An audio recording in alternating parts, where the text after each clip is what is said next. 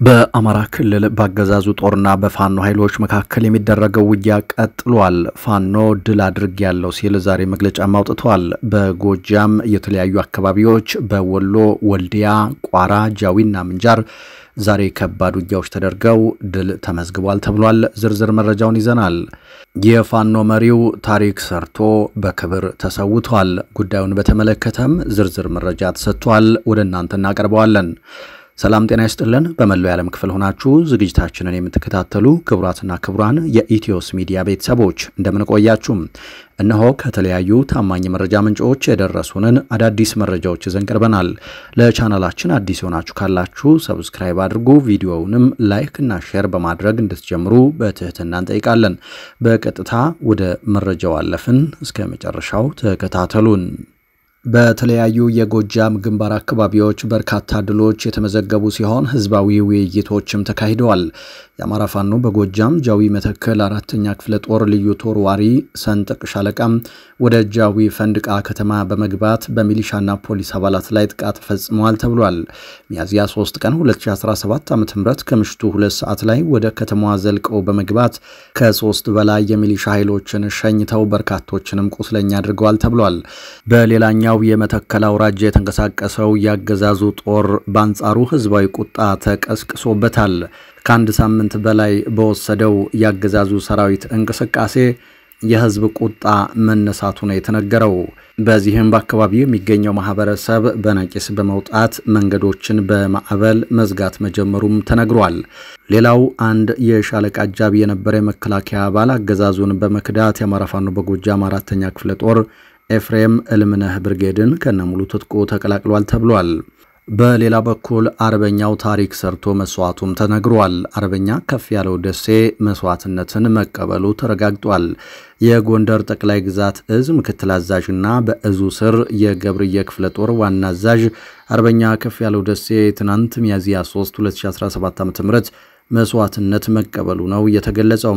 በአማራ ህዝብ የህልውና ትግል ውስጥ ፈርቀዳጅ ከሆኑ ታጋዮችና ታጋዮች መካከል አንዱ የሆነውና በደቡባዊው ጎንደር ቀጠና ግዙፉን የገብርዬ ክፍለ ጦር ይመራ የነበረው አርበኛ ከፍ ያለው ደሴ ቀደም ሲል ከህወሓት ጋር በነበረው ጦርነት የጋሸናውን ምሽግ ከሰበሩ ግንባር ቀደም ጀግኖች መካከል አንዱ እንደነበር ይወሳል።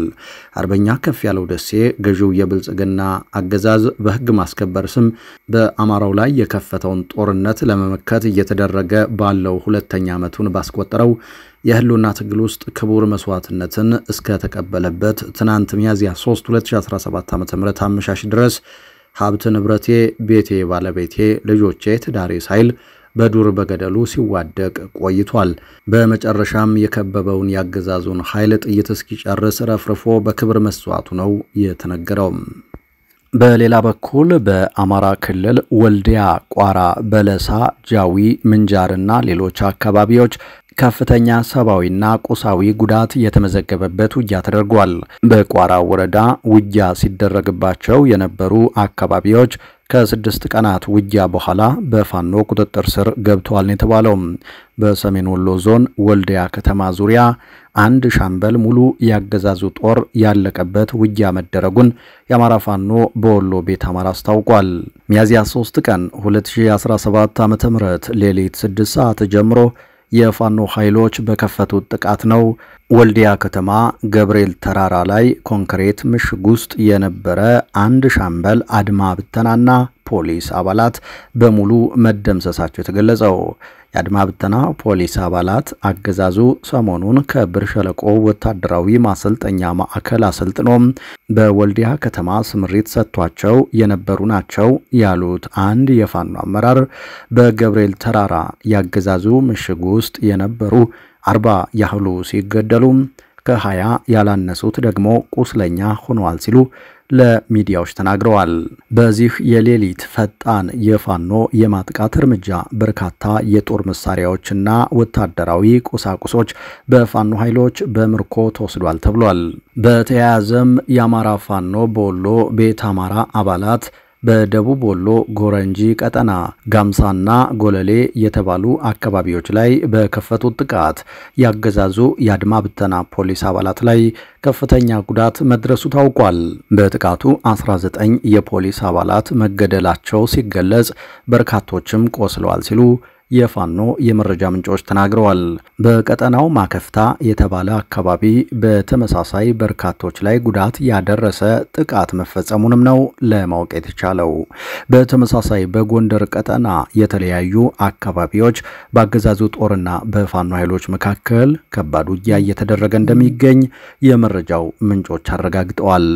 የአማራ ፋኖ አንድነት በጎንደር በበኩሉ በጎንደር ቀጠና በ5 አካባቢዎች ካገዛዙ ጦር ጋር ውጊያ ማድረጉን አስታውቋል። በምዕራብ ጎንደር ዞን ቋራ ወረዳ ለ6 ተከታታይ ቀናት ውጊያውም ቀጥሏል ነው የተባለው። በትናንትናው ዕለት ብቻ ለ6 ሰዓታት ያለ ማቋረጥ በተደረገ ውጊያ ከ130 በላይ ያገዛዙ ጦር አባላት ሲገደሉ 62 ቁስለኛ፣ 50 ያህሉ ደግሞ ምርኮኛ ተደርገዋል ሲሉ የአማራ ፋኖ አንድነት በጎንደር የመረጃ ምንጮች አስታውቀዋል። በቋራ ቀጠና በተደረገ ውጊያ ከደረሰው ሰብአዊ ጉዳት ባሻገር ከፍተኛ ቁጥር ያለው የጦር መሳሪያም በፋኖ ኃይሎች መያዙን ከአካባቢው የመረጃ ምንጮች ለማረጋገጥ ተችሏል። በተጨማሪም ንብረትነታቸው ያገዛዙ ጦር የነበሩ ወታደራዊ መገናኛ ሬዲዮዎች በፋኖ መወሰዳቸው ነው የተሰማው። በዚህም በቋራ ቀጠና ለተከታታይ ቀናት ውጊያ የተደረገባቸው አጋሙሃ፣ በሙር፣ አዲስ ዓለም፣ አባይ ዳር፣ አዲስ አርጊና ሌሎች አካባቢዎች በፋኖ ኃይሎች ቁጥጥር ስር መግባታቸውን የፋኖ የመረጃ ምንጮች ተናግረዋል።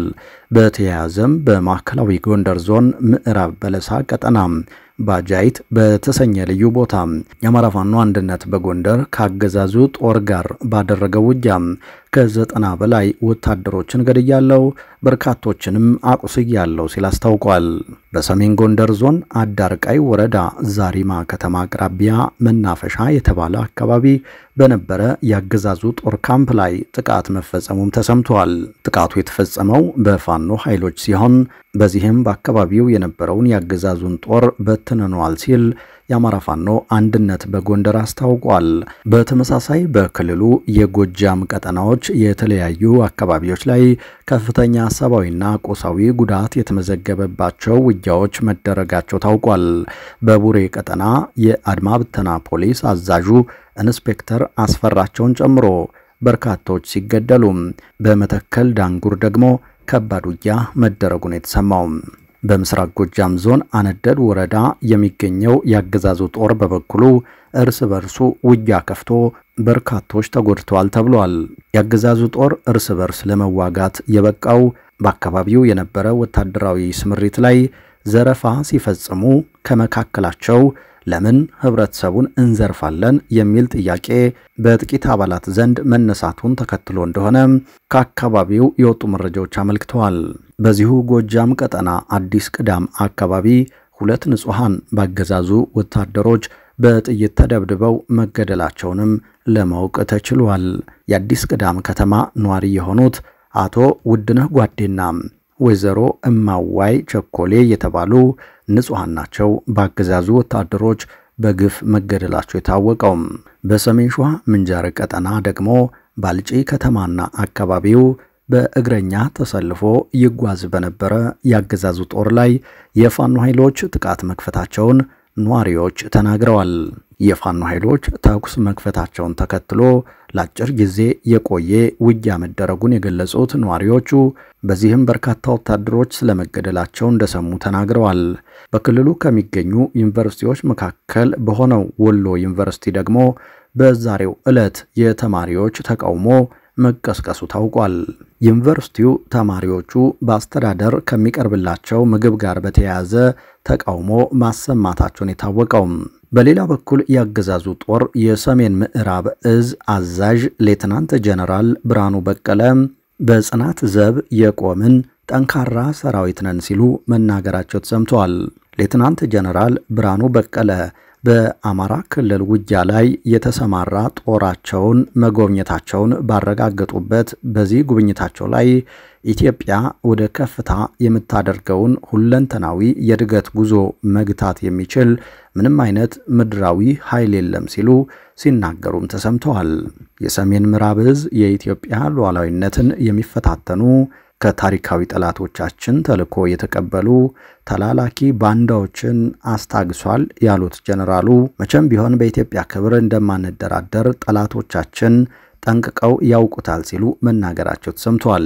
ብርሃኑ በቀለ ታሪካዊ ጠላቶቻችንና ተላላኪ ያሏቸውን አካላት ያልጠቀሱ ሲሆን ማን በሉዓላዊነት ተደራደራችሁ እንዳላቸውም አልገለጹም። ሌላኛው ያገዛዙ ጦር መኮንን የሆኑትና የኮማንዶና አየር ወለድ ዕዝ አዛዥ ሌተናንት ጀነራል ሹማ አብደታ በበኩላቸው ይህ መደበኛ ጦርነትና ጸረ ሽምቅ ውጊያዎችን ለማካሄድ አውዱን የተረዳ አመችና የት ሊከሰት ይችላል የሚል ስትራቴጂ መሪ ያስፈልጋል ሲሉ ጉድለታቸውን ተናግረዋል። ሌተናንት ጀነራል ሹማ የዘመናዊ ሰራዊት ግንባታ ላይ በትኩረት እየሰራን ነው ያሉ ሲሆን ያገዛዙ ጦር ጀነራል መኮንኖች በተለያዩ አካባቢዎች የሚገኝ ጦራቸውን እየጎበኙ በውጊያ የተሰላቸና በስነልቦና የተጎዳ ወታደራቸውን ለማነቃቃት እየሞከሩ መሆናቸው ከተለያዩ መረጃ ምንጮቻችን ሰምተናል። በሌላ መረጃ ጦሩ ወደ ኢትዮጵያ ድንበር ተጠጋ። ኢሳያስ ለውጊያ ተዘጋጅተዋል። ከባድ ማስጠንቀቂያም ተሰምቷል። የኢሳያስ ጦር ወደ ኢትዮጵያ ድንበር በሁለት አቅጣጫ ተጠግቶ ሰፍሯል። አደገኛው ጦርነትም ከዚህ ቀደም ጀነራል ጻድቃን እንዳሉት በየትኛውም ሰዓት ሊቀሰቀስ ይችላል። ይህንን የጦርነት ስጋት አስመልክቶ አንድ አሳሳቢ መረጃ ወጥቷል። መረጃው የኢትዮ ኤርትራ ጦርነት ከተቀሰቀሰ እጅግ የከፋ ነገር ይከሰታል ብለዋል። በኢትዮ ኤርትራ ውጥረት ጥብቅ ማስጠንቀቂያ ተሰጥቷል። ይህንን ማስጠንቀቂያ የሰጠውም የሰው ሰራሽ አስተውሎት ኤአይ ምርምር ተቋም ነው። በቲክቶክ፣ ኤክስ ወይም ትዊተር እንዲሁም ዩቲዩብ ላይ ግጭት ቀስቃሽ የሆኑ ግልጽ ጥሪዎች በከፍተኛ ደረጃ እየተደረጉ መሆናቸውንም ነው የተገለጸው።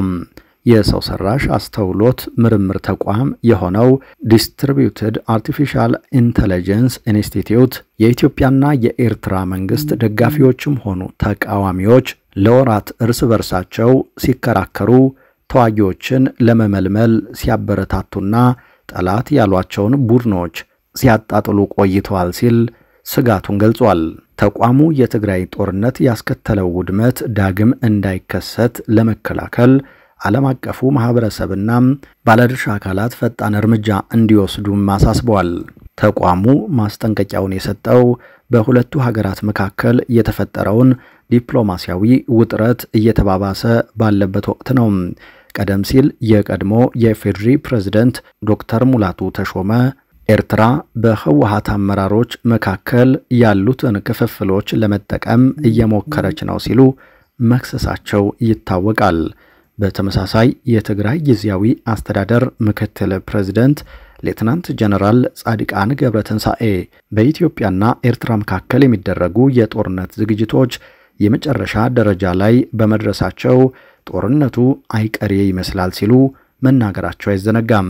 ታዲያ ይኸው የምርምር ተቋም የኢትዮጵያና የኤርትራ መንግስታት ደጋፊዎችና ተቃዋሚዎች ለወራት እርስ በርሳቸው ሲከራከሩ ተዋጊዎችን ለመመልመል ሲያበረታቱና ጠላት ያሏቸውን ቡድኖች ሲያጣጥሉ ቆይተዋል። በተጨማሪም ታዋቂ የሆኑ የኢትዮጵያ መንግስት ደጋፊ አክቲቪስቶች ለሰፊው ተከታዮቻቸው የኤርትራን ግዛት ለመውረር ጥሪ ማድረግን ጨምሮ በኤርትራ ላይ አጠቃላይ ጦርነት እንዲነሳ ግልጽ ጥሪዎችን አድርገዋል ሲል ጠቁሟል። ተቋሙ አያይዞም አዲሱ ጦርነት የሚያስከትለው መዘዝ በ21ኛው ክፍለ ዘመን በአንድ ጦርነት ከፍተኛውን የሞት ቁጥር በማስመዝገብ ሪከርድ ከሰበረው እንዲሁም በታሪክ ውስጥ ረጅምና ተከታታይነት ያለው የኢንተርኔት መቆራረጥ ከተመዘገበበት አስከፊው የትግራይ ጦርነት ሊበልጥ እንደሚችል አስጠንቅቋል። ዓለም አቀፉ ማህበረሰብ የከዚህ ቀደሙን ጦርነት ማስቆም አልቻለም ያለው ተቋሙ ካለፈው የበለጠ ጥፋት ሊያስከትል የሚችለውን መጪውን ጦርነት ማስቆም ኃላፊነት አለበት ብሏል። መግለጫው አክሎም ዓለም አቀፍ ተቋማት እና ድርጅቶች ሁሉም ወገኖች ውጥረቶችን በውይይት እንዲፈቱ ጫና እንዲያደርጉና የማህበራዊ ሚዲያ ኩባንያዎች ጊዜው ከማለፉ በፊት እርምጃ እንዲወስዱ አሳስበዋል። የተወደዳችሁ አድማጭ ተመልካቾቻችን ከኢትዮስ ሚዲያ ለዚህ ሰዓት ያዝናቸው አዳዲስ መረጃዎች እነዚህ ነበሩ። ከቆይታ በኋላ በሌሎች መረጃዎች ድጋሚ እንመለሳለን። እስከዛው በያላችሁበት ሰላም